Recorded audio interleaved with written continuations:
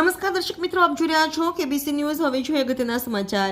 જોડિયા CHC hospital ખાતે આયુષ્માન ભવ કાર્યક્રમ અંતર્ગત જામનગરના જેજી હોસ્પિટલ અને સીએચસી હોસ્પિટલના સહયોગથી સર્વરોગ નિદાન કેમ્પનું આયોજન કરવામાં આવ્યું હતું।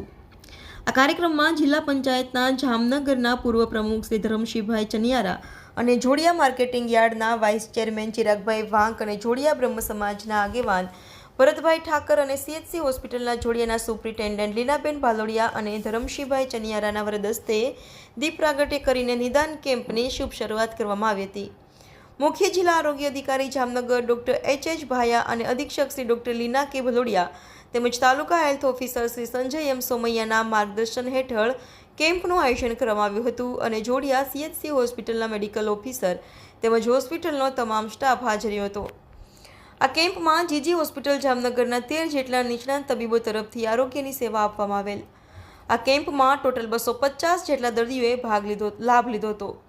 આ કેમ્પમાં ગામના વરિષ્ઠ આગેવાનોએ હાજરી આપી હતી અને આ સમગ્ર કાર્યક્રમને સફળ બનાવવા સીએચસી હોસ્પિટલના તમામ સ્ટાફને મળીને ભારે જહેમત ઉઠાવી હતી। રિપોર્ટર શરદ એમ રાવલ, કેબીસી ન્યૂઝ હરિયાણા। દર્શક મિત્રો, કેબીસી ન્યૂઝને લાઇક, શેર, સબસ્ક્રાઇબ કરો, બેલ આઇકન પ્રેસ કરો જેથી આપને નોટિફિકેશન્સ મળતી રહે।